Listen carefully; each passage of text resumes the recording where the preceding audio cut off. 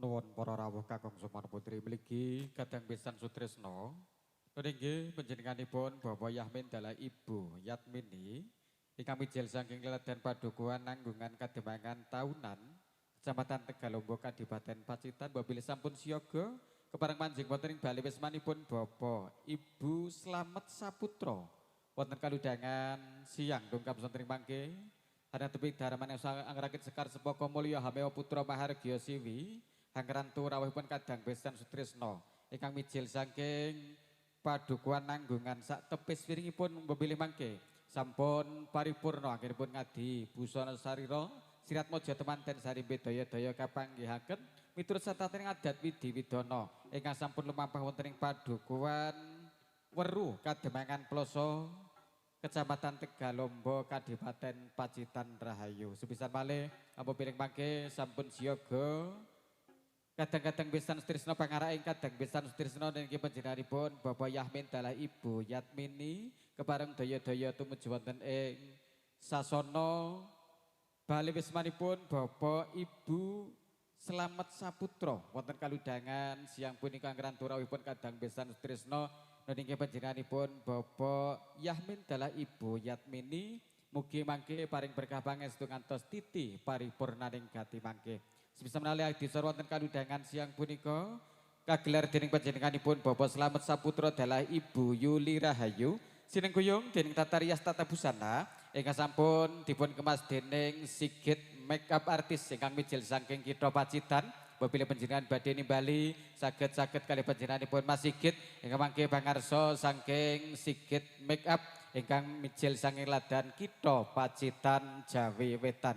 Pramila saking punika boten katalumpen saking Pandaya Swara wonten kaludhangan siang punika sesarengan kalian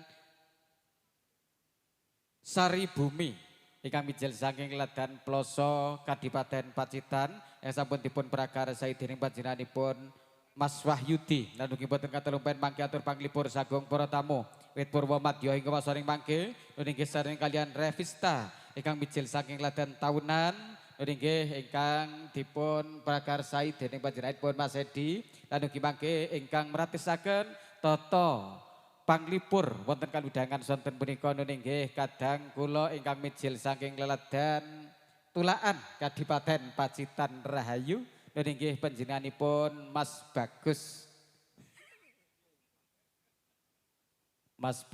Koplak mbok bilih mangke kersane sami remaket panjenengan sedaya saged nimbali Mas Koplak menika wonten pundi papan kemawon menika saged sinabetan kalian Mas Koplak minangka Master of Ceremony panglipur wonten kaludhangan siang dungkap sonten punika. Pramila sang punika bilih sampun siaga ing diri sawiga ing gati kadang-kadang besan Sutresno ingkang mijil saking Kademangan Tahunan kepareng daya-daya manjing wonten ing bali wismanipun Bapak Slamet Saputra kepareng nunggil raos nunggil cipta paring berkah pangestu mugi lampahing upacarinake dawuh pangging sriat mojo temantening mangke.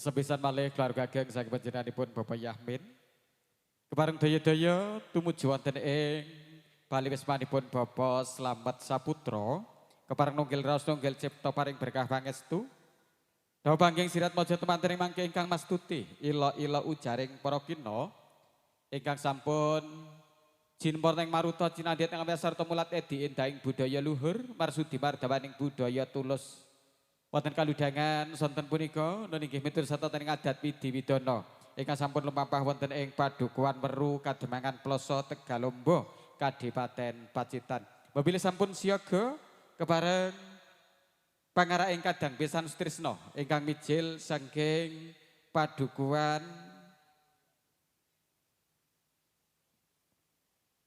Nanggungan biasanya Nanggungan Pacitan Nanggungan Tahunan kepareng daya-daya tumuju wonten ing bali wismanipun Bapak Slamet saputra binarung ungeling gendeng kebo kira.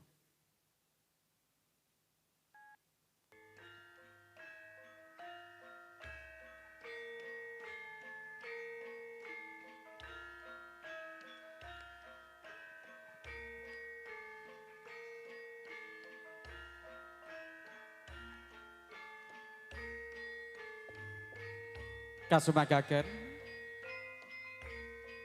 kadang pisan Sutrisno nggih panjenenganipun Bapak Yahmin dalah Ibu pangarsa saking kadang pisan Sutrisno kepareng daya-daya tumuju wonten ing bali wismanipun Bapak Slamet Saputra.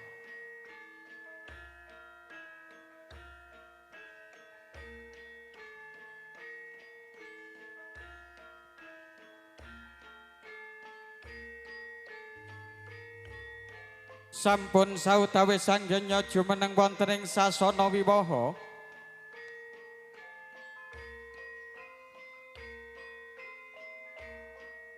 panjenenganipun Bapak Slamet Saputra dalah Ibu Yuli Rahayu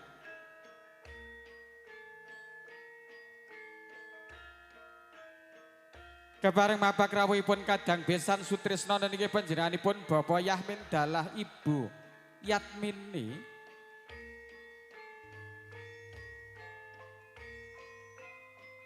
kepareng daya-daya manjing wonten ing bale wismanipun Bapak Slamet Saputra dalah Ibu Yuli Rahayu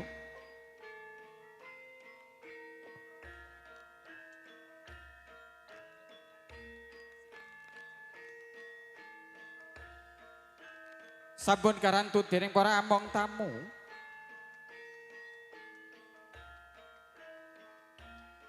wonten sing ngajenge ngregol kepareng mapak rayupun kadang besan Sutrisno dalah pangara ing kadang besan Sutrisno.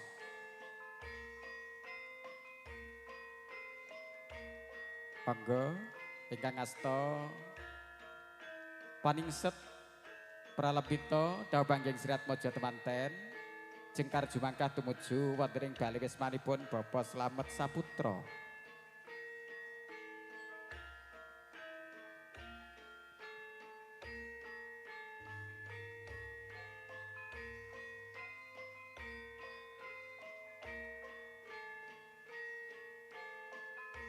Lumantar pambyawara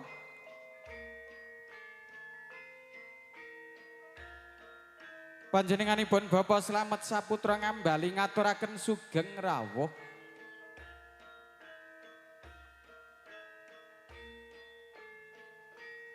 sinarengan raos panuwun ingkang tanpa pepindhan suka bingah manang ngantos boten saged rinumpa ing ukara menggah kerawan panjenengan sedaya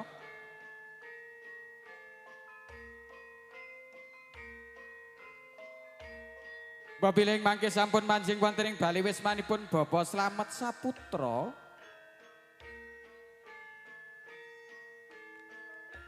kepareng mangke sami daya-daya pinarak lenggah kanthi mardu mardikaning penggalih ngantos titi paripurnaning gati mangke.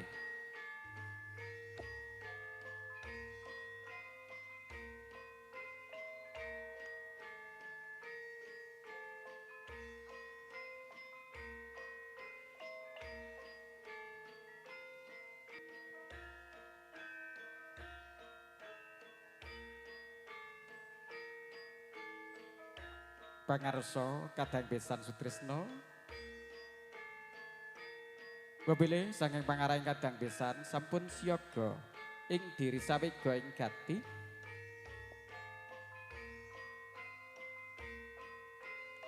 kepareng lon-lonan manjing wonten ing sasana adi wonten ing bali wismanipun Bapak Slamet Saputra dalah Ibu Yuli Rahayu karantu dening para among tamu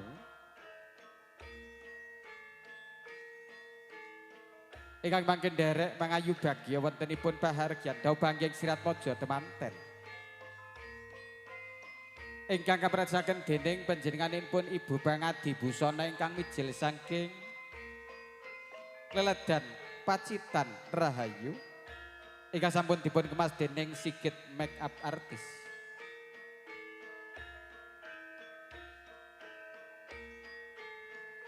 Nggih mangke para kadang-kadang ingkang piniji kepareng siyaga ing diri sawiga ing gati nunggil raos nunggil cipta paring berkah pangestu mugi dawuh bangging sirat mojo temanten ing mangke pit purwa madya hingga wasana kalih sing rubeda nir ing sambikala boten manggalangan setunggal punapa.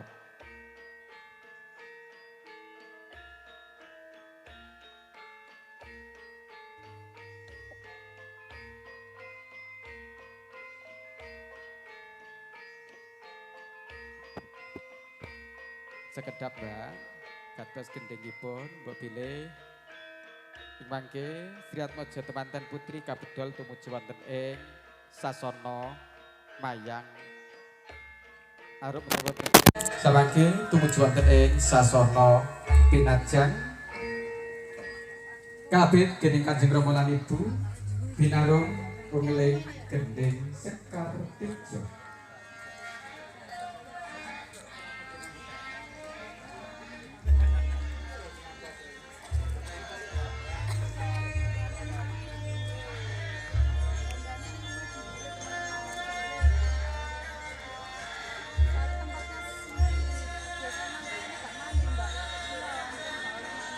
Binarung suaraning bradang rangangin amrabar ketawang Sekar Tejo.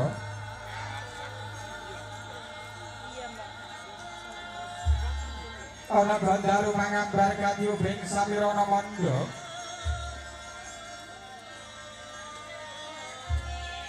Labuni kota jejuwitaning pahargyan ing siang dungkap sonten punika putra putrinipun Bapak Slamet Saputra.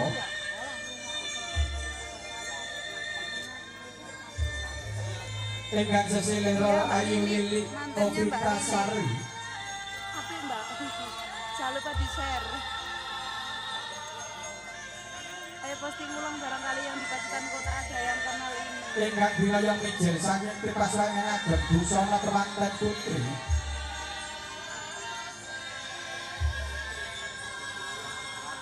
Kabeh dening Kanjeng Rama lan Ibu manjing jroning sasana ringenda badhe kabiwadya.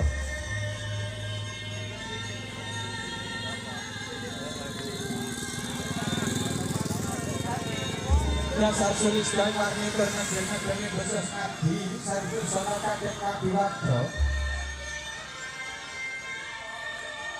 Kedahangaken busana satataning putri ing kraton.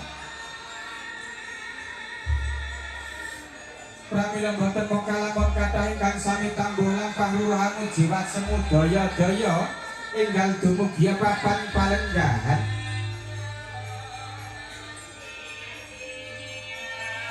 Sumangkaning raos wage-wage ndang kliwona gage ndang temu.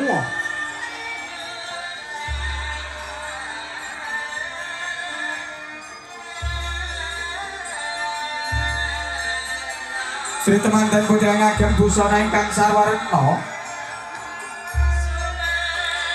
Angin mbok busana ning raja putri katon pating glebyar pating pancurat lamun kasorot sunaring surya. Katiti wonten ing surya kaping gangsal wulan Juni warsa 2000 selangkung.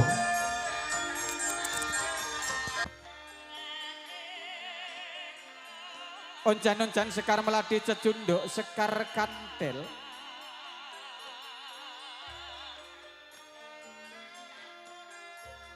Esemu suka sasmita tansah kumantil kantil temanten kakung.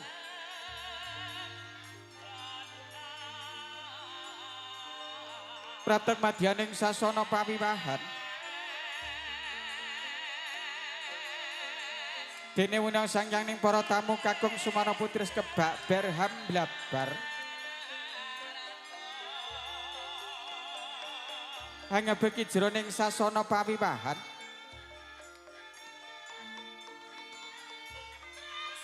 Marmo sakedap tumungkul semuling semnanging suka. mesem jroning batos angras sedaya kang anjaning alisam yang alembana mring tembene kang winisuda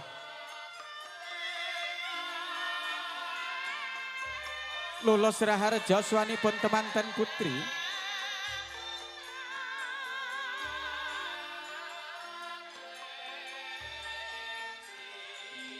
wis dumugi wonten ing sasana palenggahan wonten ing kursi kencana nulungya kalenggahaken lenggah piyambakan anggeran tulaksitaning adicara dawuh pangging sirat moja temanten anggaran tutumuruning wahyu jodoh ingkang mijil saking padukuan nanggungan taunan Tegalomba Rahayu ingkang kekasih pun Bagus Saiful Yahya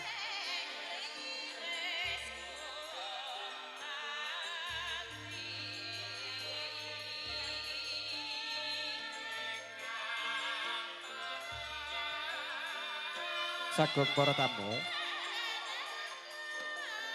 mligi pangareng kadang besan Sutrisno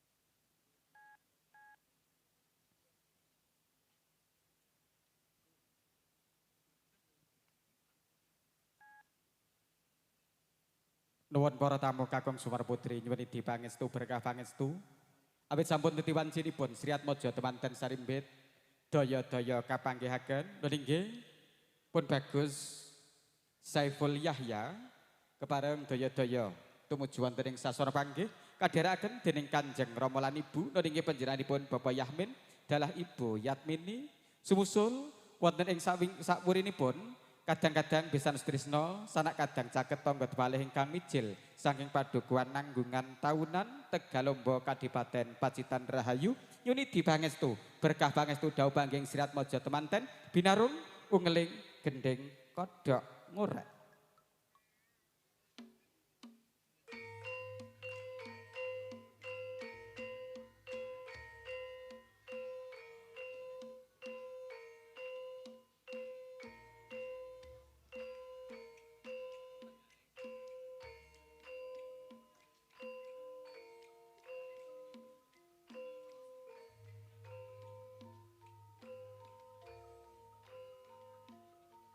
Swara Data Bitana aninggih Bitita Nagari ingkang eka Adi Dasa Purwa eka marang sawiji adi linuwih dasa 10 Purwa kawiwitan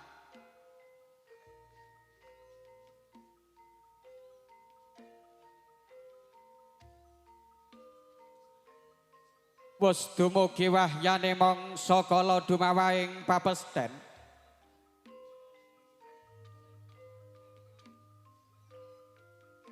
ing madyaning wisma pawiwahan prasaja ing siang punika wonten titahing Gusti arupi Jalo Pawestri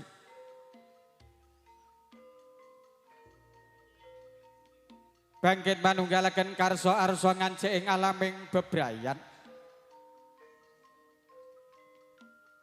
anetepi adicara adat widi-widana ingkang sampun sinengker wonten ing padukuhan Weru Kademangan Ploso Tegalomba Kadipaten Pacitan Rahayu nun inggih adicara panggih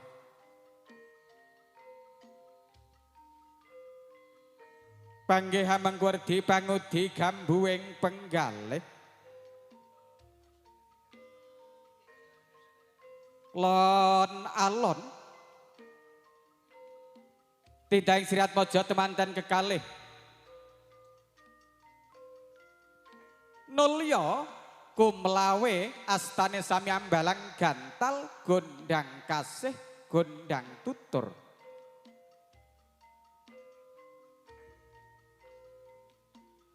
temanten sarimbit sampun jawat asta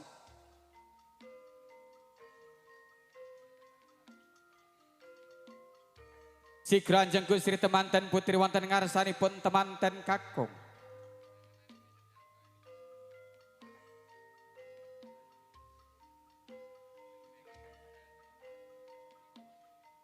Saperlu temanten kakung miji dadi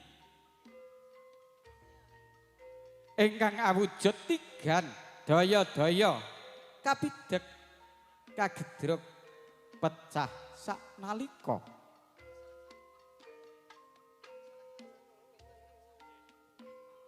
Sawusa Sri temanten kakung kang bacaan 3 sigra winijan dening temanten putri pratandha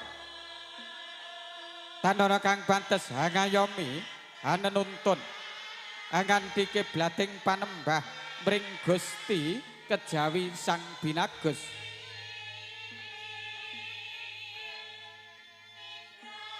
Paripurna tata rakiting adicara Ranupada daya-daya kajunjung derajatipun temanten putri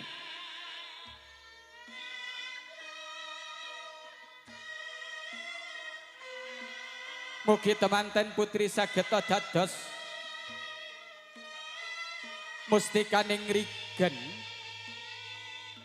mugen lan tegen.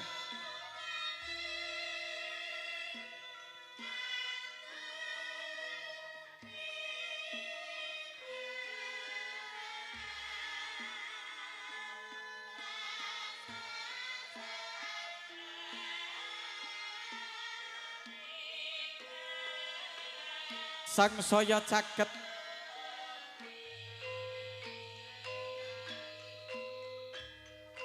tindang sirat mojo temanten sarimbit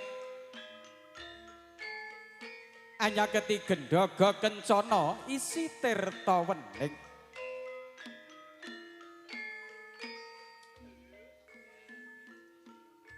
pawenenganing kautaman katingal kambang-kambang kumambanging tripuspita warna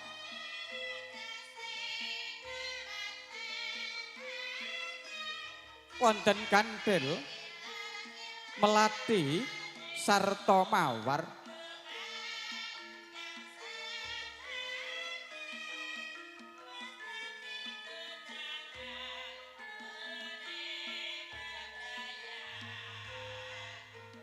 kandhel gumantiling katresnan temanten putri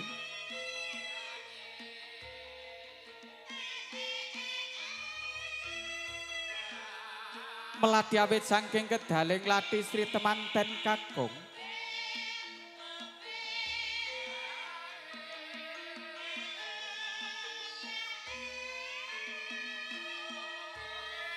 dene mawar harum mangambar gandane ing donya teking delahan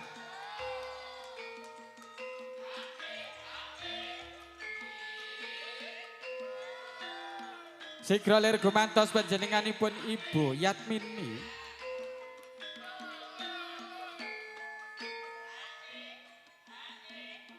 kebareng-bareng unjukan tirta wening dhateng kang putra kekalih weninging kalbu weninging cipta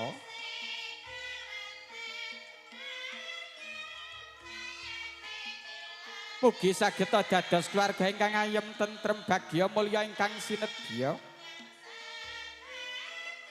rahayu kang tinemu basuki ingkang kaesti mewah gagah ingkang sarwa jinangkah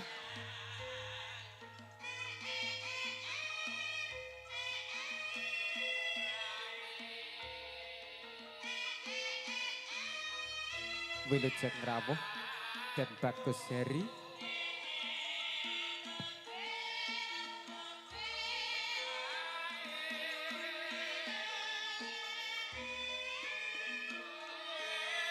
temanten sarimbit sampun jumeneng jajar sumanding siningipan sindur warna rikta lan seta dening Kanjeng Rama lan Ibu asung pralampita temanten sarimbit tansah tinuntun ing reh kautaman wani marang bebener wedi marang kanistan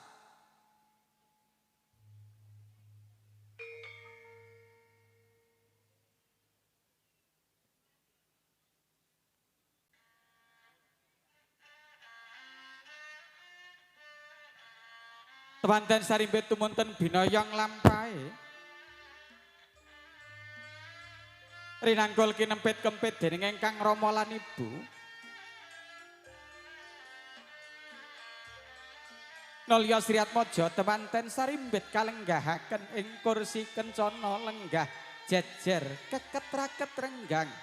Gula kemempur pulet ilang sipating titah pindha dewaning asmara ngujiwantah.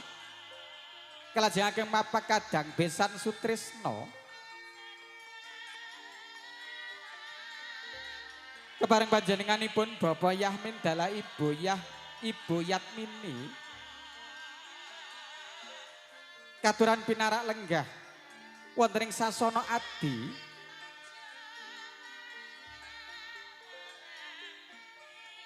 Keparing-paring berkah pangestu idi pangestu dumateng Kang putrana inggih panjenenganipun Bagus Saiful Yahya.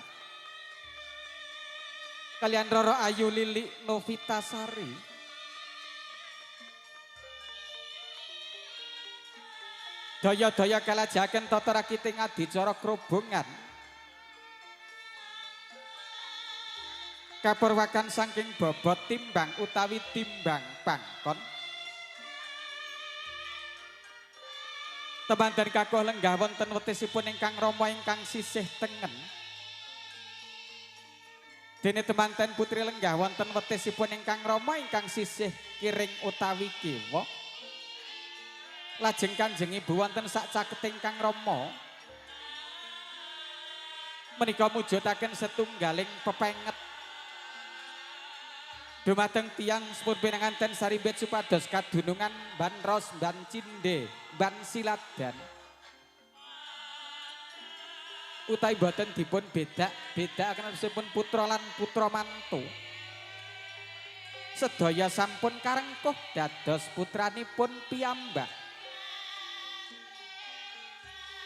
Kalajaken tanem jero Sri Atmaja temanten sarimbit.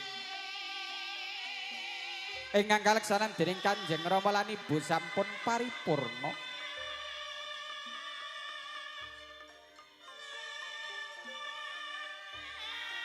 Daya-daya kalajaken tata rakiting adicara kacar kucur tampa kaya.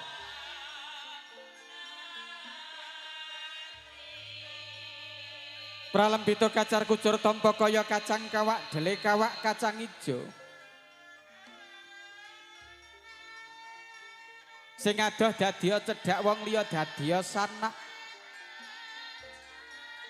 Maune wong liya saiki wis dadi bojone. Temanten kakung nyuntak kamping sampun kacawisaken isi arta receh. Mawi dipun campuri wos lan ketan wonten pangkonipun temanten putri.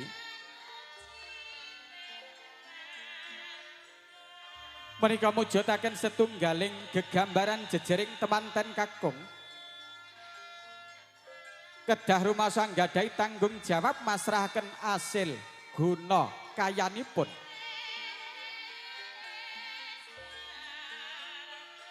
Semanten ugi temanten putri mugi saged nyekapaken sedaya kabetahaning Balewisma kanthi linambaran gemi nastiti lan ngati-ati. Pralambita kacar kucur tampa kaya sampun kasuwanaken maring Kanjeng Rama lan Ibu.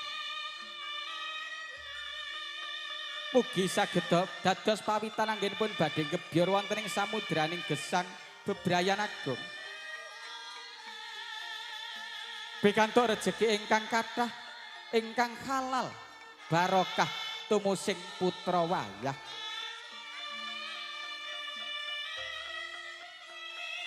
Paripurna kacar kucur tampa kaya.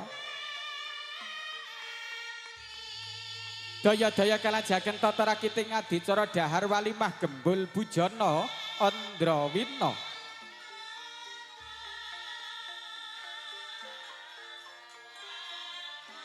Temanten sarimbit sami ngasta piring isi sekul punar. Sekul ingkang werni jene utawi kuning. Lajeng dulang dinulang. Menika mujudaken setunggaling kekudangan supados temanten sarimbit tetepa setunggal raos ing lair lan batos akhiripun saged jumbuh sedaya gegayuhanipun.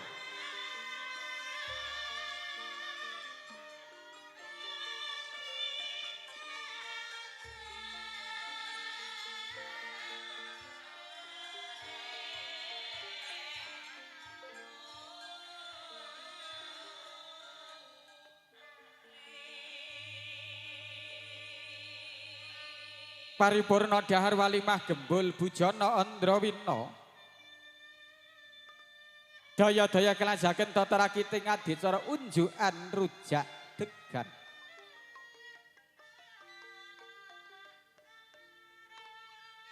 Dene degan ingkang kadamel rujak miturut kapidadosanipun para sepuh rumiyin.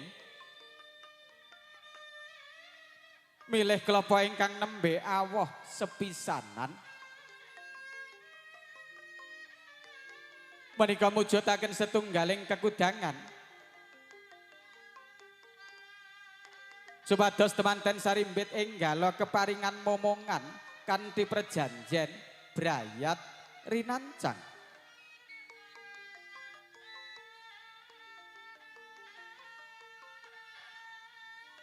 Paripurna unjukan rujak degan daya-daya kalajaken tata rakiting adicara sungkem sembah pangabekten. Murih mboten tumpang suhangken yang aras padha. Tata rakiting adicara sungkem kapratosaken dening panjenenganipun Ibu Juru Sumbaga ingkang mijil saking Sigit Make Up Kadipaten Pacitan Rahayu.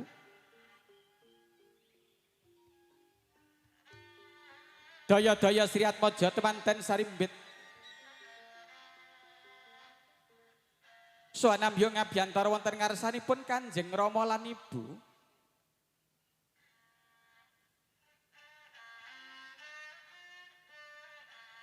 Awit sampun sinarat wonten ing hadisipun Kanjeng Nabi. Riyedanipun tiyang sebah kekalih dados ridhanipun Gusti ingkang akarya loka. Pramila nyuwun idi pangestu berkah pangestu Kanjeng Rama lan Ibu. Kula nyuwun idi pangestu panjenengan. Mugi anggen kawula jejodohan wiwit dinten punika ngantos saklaminipun. Pikantuk ridha saking Gusti kang akarya loka. Donga pangestu saking panjenengan. Mugi dados keluarga ingkang ayem tentrem nggih Kanjeng Rama lan Ibu. Iya ger anakku. Wes tak tampa banyong kemirong ger. Amung paweling kumaring sliramu ya ger. Aja lali anggonmu meminta nyuwun. Ana ing ngarsaning Gusti kang akarya loka. Supaya keluargamu dadi keluarga sing ayem tentrem. Bagya mulya sing sinedya. Rahayu kang tinemu ya nger anakku sak kloron. Inggih ngestakaken dawuh Kanjeng Rama lan Ibu.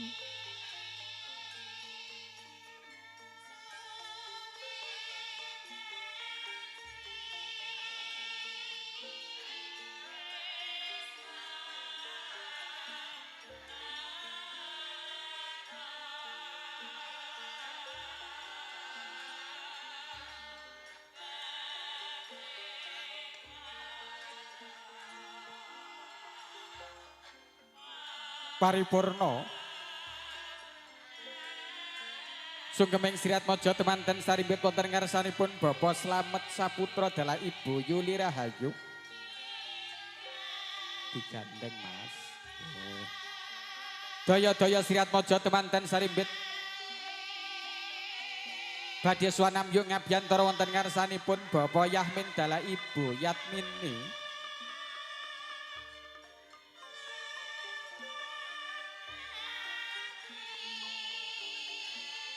kepareng badhe nyuwuni dipangestu berkah pangestu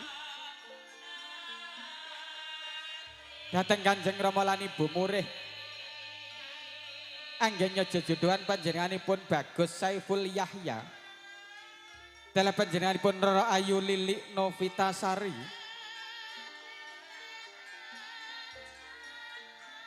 wiwit dinten punika ngantos saklaminya dados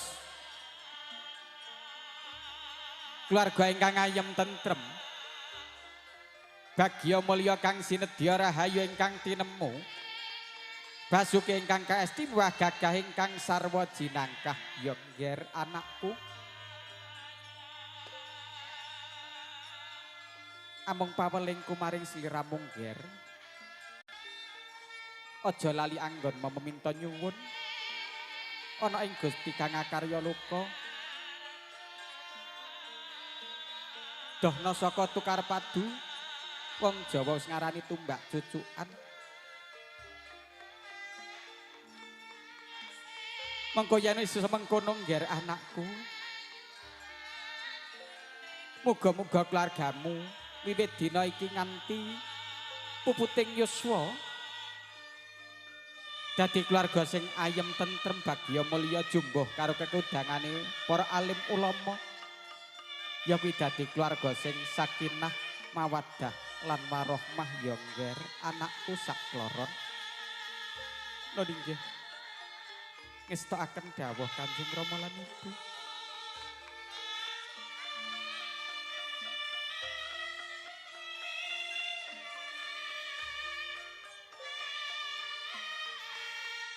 Tinanus paripurna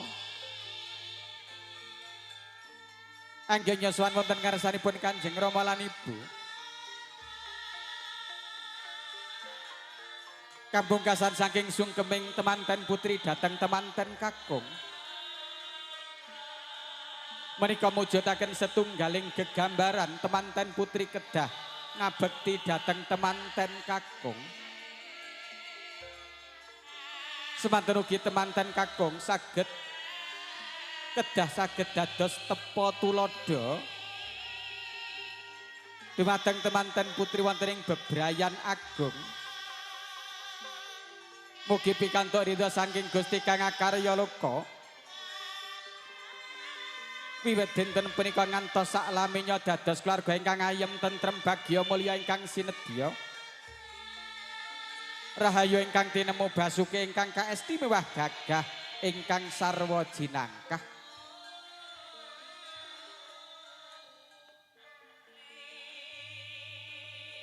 Tinanus paripurna dicara panggih satuhu trepindo curiga panggih kalian marangka